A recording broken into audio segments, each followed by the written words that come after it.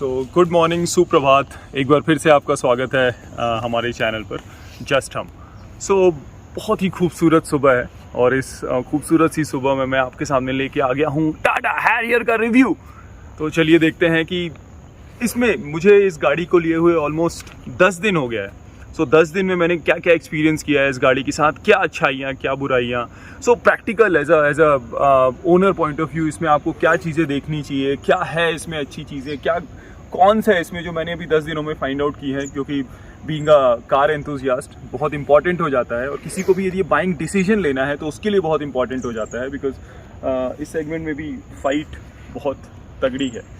चलिए पहले इसका एक एक्सटर्नल लुक देखते हैं।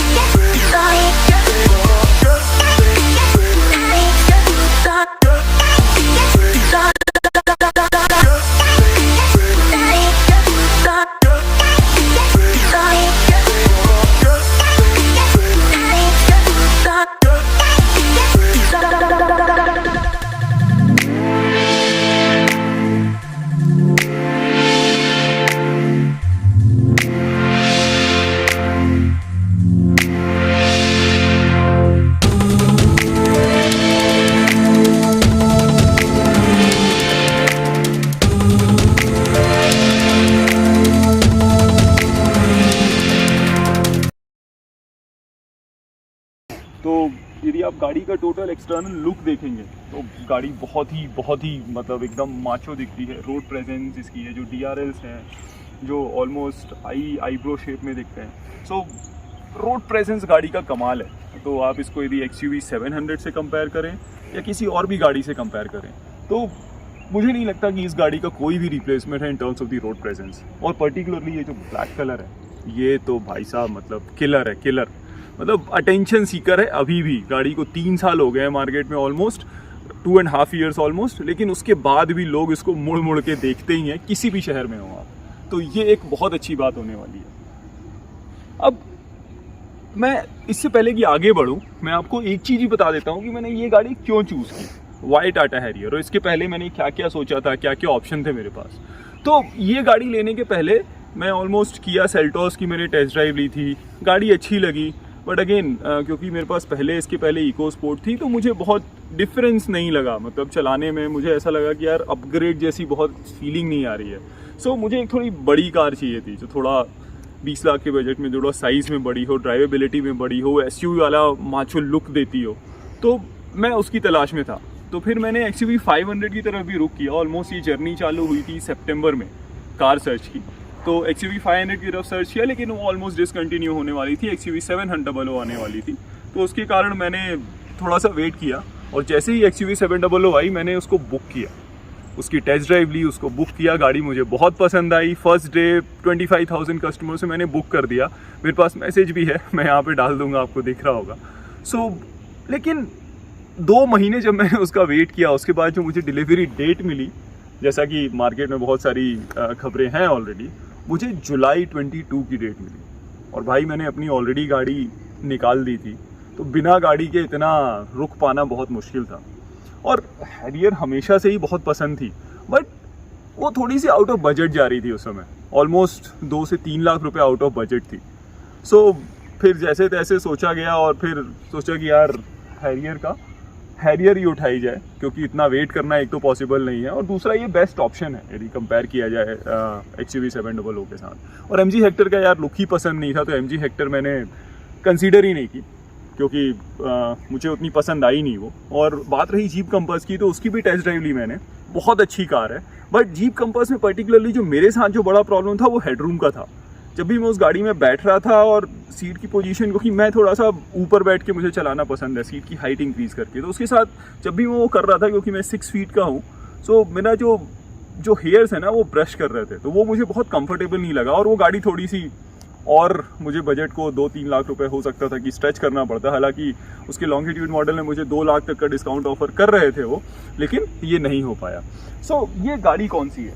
सो ये गाड़ी है Tata Harrier dark edition XZ+ manual edition. So automatic क्यों नहीं ली? क्योंकि यार चलाने में मज़ा मैनुअल में ही आता है। ऑटोमेटिक मुझे ऐसा लगा कि उतना मज़ा नहीं आएगा, क्योंकि मैंने रिसेंटली एक इनोवा क्रिस्टा की लंबी ऑलमोस्ट 1000 किलोमीटर 1500 किलोमीटर्स की ड्राइव पे लेके गया था, तो मुझे वो ऑटोमेटिक ट्रांसमिशन में उतना मज़ा नहीं आया। मतलब मुझे लगा कि यार वो थोड़ा सा रबर बैंड टाइप है और वो एक्सेलरेशन क्विक नहीं मिलता है। तो ये एक्सपीरियंस को ध्यान में रखते हुए मैंने मैनुअल ही प्रेफर की। सो ये मैनुअल XZ+ डार्क एडिशन है। और ये नंबर के बारे में तो मैंने आपसे बात की ही है अपने लास्ट वीडियो में कि ये BH नंबर मैंने ऑप्ट किया है एंड मुझे मिल भी गया BH नंबर। सो एक्सटर्नली इसके हेडलाइट बहुत अच्छे हैं, जो पूरा क्लस्टर लगा हुआ है बहुत अच्छा दिखता है।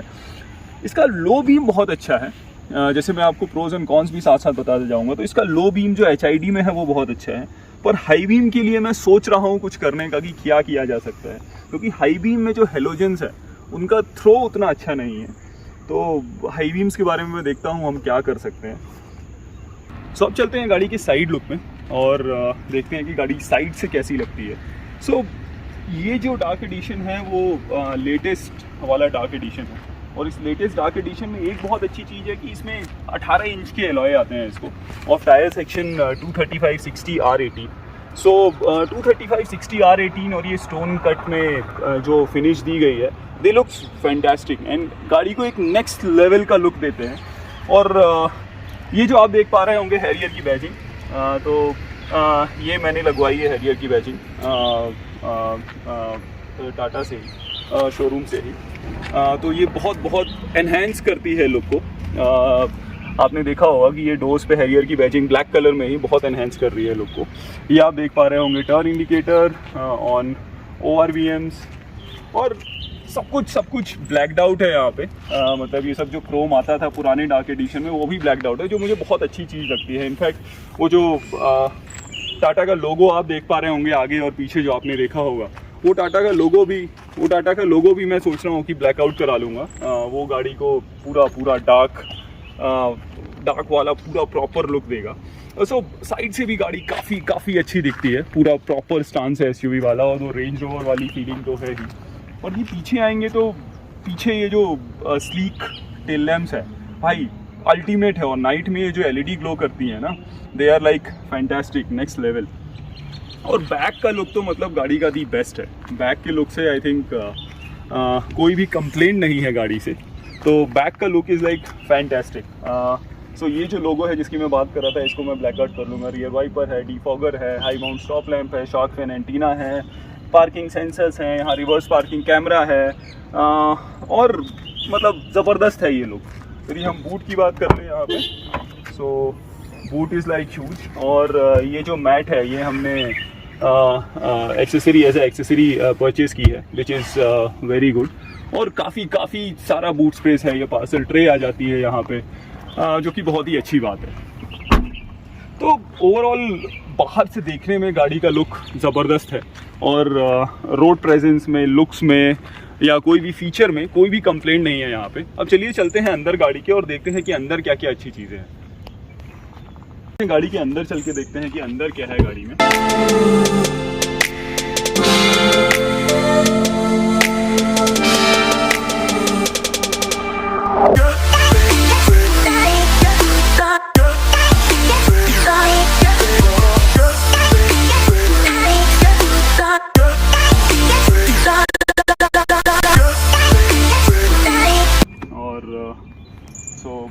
आ जाइए।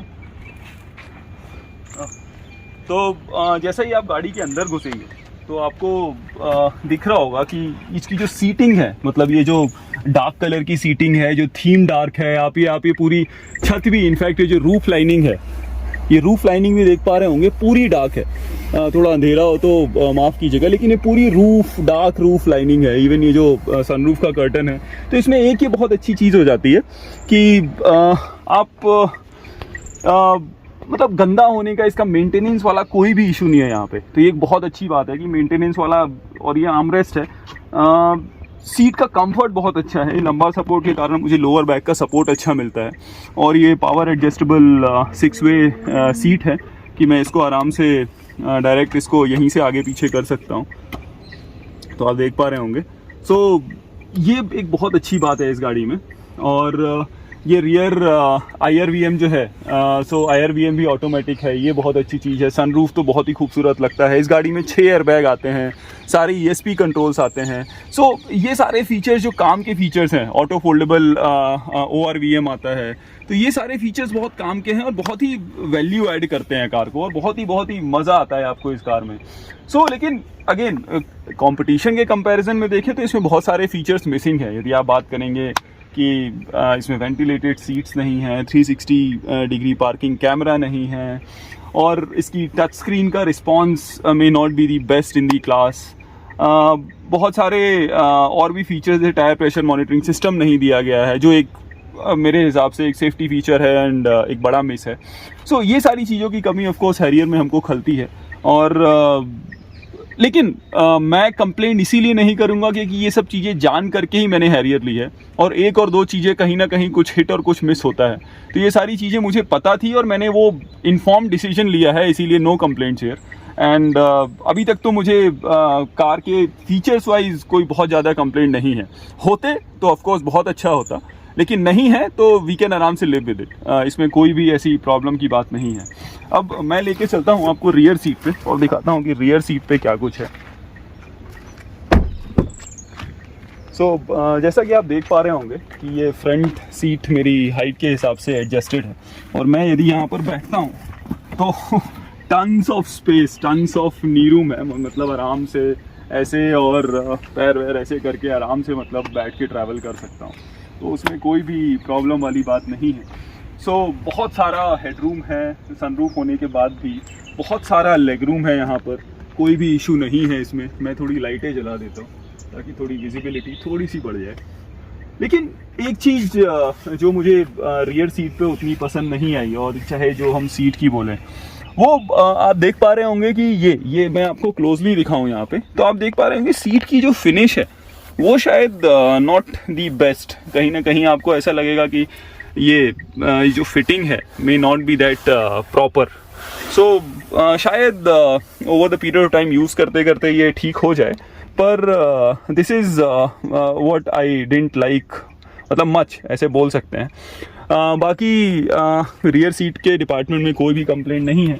यहाँ पर ये प्रॉपर आर्मरेस्ट आपको मिल जाता है, आप आराम से बैठ के ट्रैवल कर सकते हैं। कप होल्डर्स हैं इसमें, और भाई म्यूज़िक सिस्टम तो मतलब अल्टीमेट है, नेक्स्ट लेवल।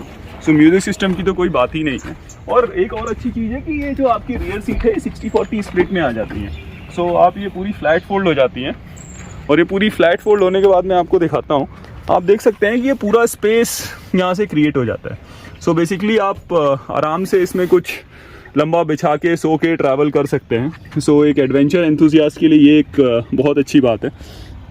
ये आप आराम से, और ये इसको फिर लॉक भी कर सकते हैं बड़े आराम से।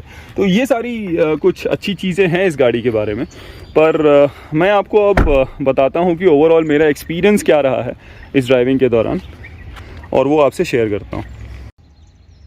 तो गाड़ी के बहुत सारे मैंने आपको प्रोज बताए जो बहुत ही अच्छी चीज़ें हैं। कॉन्स ऑफ कोर्स बहुत से वीडियोस में आपने देखा होगा कि इसके फीचर के बारे में बात की जाती है, तो मैं यहाँ पे फीचर्स के बारे में बात नहीं करूँगा। कोई भी जो बायर होता है वो जब गाड़ी खरीदता है तो वो सोच समझ के ही लेता है कि इसमें क्या है क्या नहीं हो। यदि आपने इन्फॉर्म डिसीजन लिया है तो you have to stick with it and live with it. ठीक है, आ जाते तो अच्छी बात होती, पर नहीं है। लेकिन इसमें कॉन्स क्या है?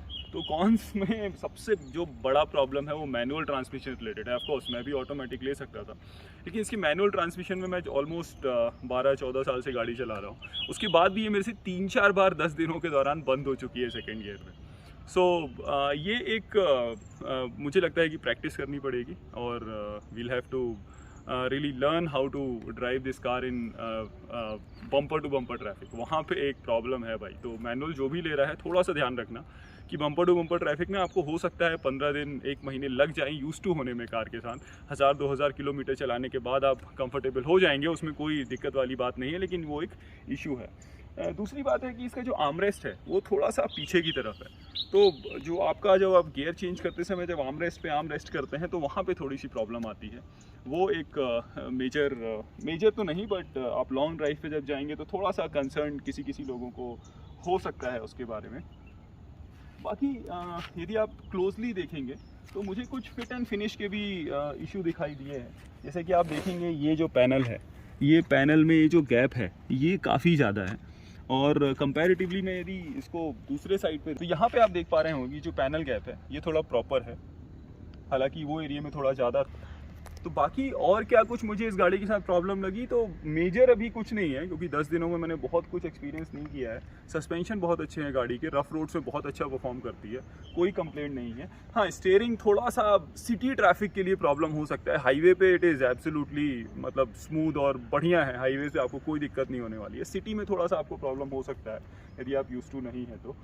सो ये कुछ था हैरियर के बारे में जो मुझे लगा कि मुझे आपके साथ शेयर करना चाहिए बीइंग अ ओनर। एंड मैं ऑफकोर्स लॉन्ग टर्म में हम मिलते रहेंगे और देखते रहेंगे गाड़ी कैसा परफॉर्म कर रही है। बाकी लास्ट में मुझे एक चीज़ और आपसे डिस्कस करनी थी कि माइलेज अभी तक मेरा सिटी पे है, मैं आपको यहाँ पे फ़ोटो डाल दूंगा। तो ऑलमोस्ट जो 400 किलोमीटर मैंने अभी तक गाड़ी चलाई है उसमें मुझे ऑलमोस्ट 14.7 का है। प्रीडोमिनेंटली 90% गाड़ी city bumper to bumper Bangalore में चली है।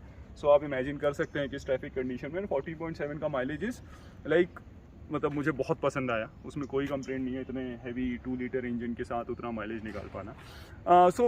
ये कुछ था हमारी टाटा हैरियर के बारे में। होप आपको पसंद आया होगा। यदि आपको पसंद आया है तो सब्सक्राइब कीजिए, लाइक कीजिए, शेयर कीजिए, और चैनल को आप बिना सब्सक्राइब किए चैनल को मत जाइए। So do subscribe my channel. And so जब जहाँ भी हम ट्रैवल एवल करते हैं हैरियर के साथ, और भी जो हमारे लाइफ है उसके बारे में जस्ट हम आपको जानकारियाँ देते रहेंगे जैसे जैसे हम आगे बढ़ते हैं। सो देखने के लिए बहुत बहुत धन्यवाद।